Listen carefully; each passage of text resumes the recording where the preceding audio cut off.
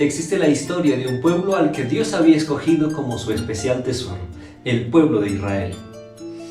Y debido a esto, se había convertido en el objeto especial de las tentaciones de Satanás, y con ellos este tuvo mucho éxito. Por su falta de fe y sumisión a Dios, habían caído en apostasía. Dios les envió constantes llamados de atención por medio de los profetas, pero ellos lo rechazaron y lo mataron. Entonces se les permitió ir en cautiverio a Babilonia para que aprendieran a confiar en Dios. Esto duró 70 años, desde el año 605 hasta el año 536 a.C. Cuando regresaron a Jerusalén, deberían reedificar la ciudad, especialmente el templo, obra que les costó mucho trabajo. Por su pecado habían apartado la protección de Dios de ellos y habían sufrido grandes pérdidas. Pero ahora que se habían vuelto en sumisión, en arrepentimiento y humillación delante de Dios, el enemigo trataba de hacer hasta lo imposible para que los propósitos no se cumplieran. En medio de estas escenas, nos introducimos al estudio de hoy. Zacarías capítulo 3 y versículo 10 nos dice: en aquel día dice Jehová de los ejércitos, cada uno de vosotros convidará a su compañero debajo de su vid y debajo de la higuera. Después de su regreso, cuando el pueblo contemplaba Jerusalén, una ciudad en completas ruinas, el templo desolado y destruido, los campos abandonados, todo parecía sombrío. Sin embargo, a través del profeta Zacarías y el profeta Ageo, Dios les envió un mensaje de esperanza. Y el estudio de hoy es la visión del capítulo 3. La inspiración nos dice que Satanás trata de arrastrarnos a la tentación para que el mal pueda revelarse a los hombres y a los ángeles y él pueda reclamarnos como suyos. El enemigo nos induce a pecar y luego nos acusa ante el universo celestial como indignos del amor de Dios. ¿Había tenido entonces éxito en sus propósitos? Lo veremos a través de nuestro estudio. Con esto nosotros podemos entender que las guerras, los crímenes, la violencia y todo el hirviente caldero de la tragedia de los seres humanos son solo la manifestación superficial de aquel conflicto que había iniciado en el cielo, según Apocalipsis 12:7. Una lucha universal que tiene un impacto en toda la creación y en cada uno de nosotros los seres humanos. Hay dos poderes que luchan por nuestra alma. La inspiración nos dice que Satanás está jugando el juego de la vida por cada alma. Este estudio está basado en la cuarta visión de las 8 que recibió el profeta Zacarías. Zacarías, nieto de Ido, probablemente levita, ejerció su ministerio durante el año 520 al año 515 aproximadamente, cuando se reanudaba la obra de reconstrucción durante el gobierno de Darío en Media y Persia. Y junto a Ageo ejercieron un ministerio especial que ayudó a reanimar el decadente celo y ánimo del pueblo de los judíos. Gran parte de sus mensajes son descripciones de la gloria futura que Dios tenía como propósito para Israel. En el capítulo 3 se presenta la descripción de la disposición que tiene Dios para restaurar a su pueblo y perdonar el pecado de estos. Allí se revela el poder mediador de Dios para defendernos de las acusaciones de nuestro adversario. En esta escena encontramos 3 personajes principales en acción. El primero es Josué, del arameo Jesúa y del hebreo Yoshua, que significa Dios es mi salvación. Este era el primero de los sacerdotes después que el pueblo regresó del exilio. En esta visión se encontraba delante del ángel de Jehová, confesando sus pecados e intercediendo por su pueblo. Y la escritura lo presenta como alguien que estaba con ropas viles. El segundo elemento que encontramos aquí es el ángel de Jehová. El ángel de Jehová en el Antiguo Testamento es Cristo mismo.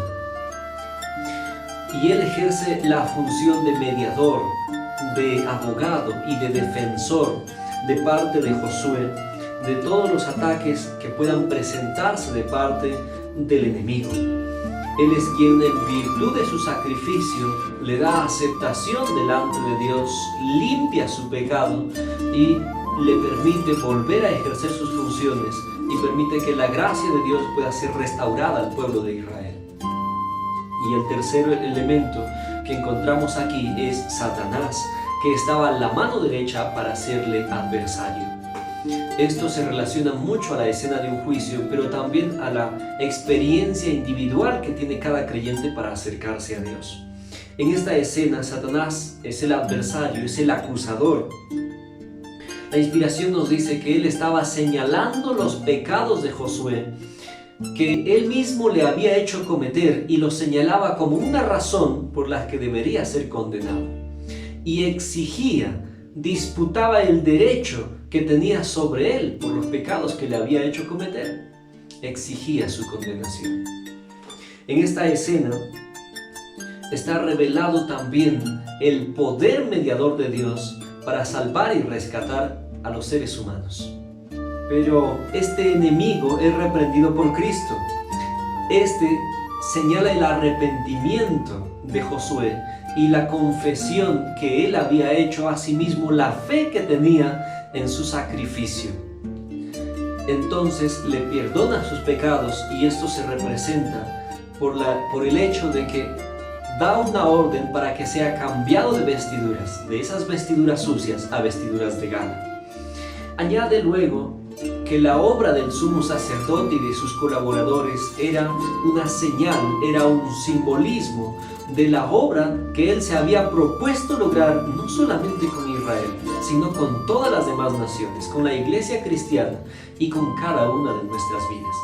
Josué representaba al pueblo judío, y cuando él fue perdonado por Dios, su confesión fue aprobada por Dios y recibió el perdón al ser cambiado de vestiduras, según la inspiración, él estaba capacitado para volver a ejercer sus funciones. En él también el pueblo de Israel, a quien representaba, era perdonado de sus pecados, limpio de sus pecados, y se le era restaurada la gracia de Dios. A esto se le añadió una promesa de prosperidad, la que hemos leído al principio. Una promesa de prosperidad y paz y gloria futura. ¿Cuándo? Cuando venga el vástago, el retoño, el renuevo o el pimpollo, que son los términos con que se denomina al Mesías, que era la única esperanza en que el pueblo esperaba. En conclusión, Josué representa de manera individual al pecador penitente, que se ha hecho consciente de su condición pecaminosa y que va a Dios en busca del perdón divino. Pero también surge la pregunta, ¿cómo? Si era sumo sacerdote, Josué ¿podía estar vestido de ropas viles? Esto se aplica a cada una de las personas que ya forman parte de la iglesia, que incluso pueden tener responsabilidades elevadas, pero que han fracasado en su vida. Sin embargo, van a Dios también en busca del perdón y la ayuda divina. De manera colectiva, Josué estaba representando a Israel. También representa a la iglesia cristiana, quien recibe los beneficios constantes de la intercesión de Cristo en el santuario celestial. Y finalmente representa al remanente del fin, que en esta escena, así como Josué, estará humillado delante de Dios, clamando, confesando sus pecados y buscando la salvación de Dios. Aquí también hay un grave y serio conflicto. Y este conflicto lo vemos en la escena cuando Satanás se introduce como el acusador. Ya Apocalipsis 12:10 nos lo menciona como el acusador de nuestros hermanos, el que nos acusa delante de Dios de día y de noche. Este trae a nuestra mente los pecados que hemos cometido y los señala como algo que nos hace indignos e inmerecedores de la gracia de Dios. También delante de Dios exige nuestra condenación y nos reclama como suyos para que seamos entregados en sus manos y finalmente destruidos. También en la tierra nos humilla, nos desalienta por medio de sus agentes, que pueden ser nuestros amigos, nuestros vecinos, nuestros familiares. Sin embargo, cuando nos aferramos a las promesas de Dios y confiando en el sacrificio de Cristo buscamos el perdón, seguramente lo hallaremos. Aquí también podemos encontrar registrada la gran victoria que en Cristo se pudo obtener. Cristo se presenta como nuestro defensor.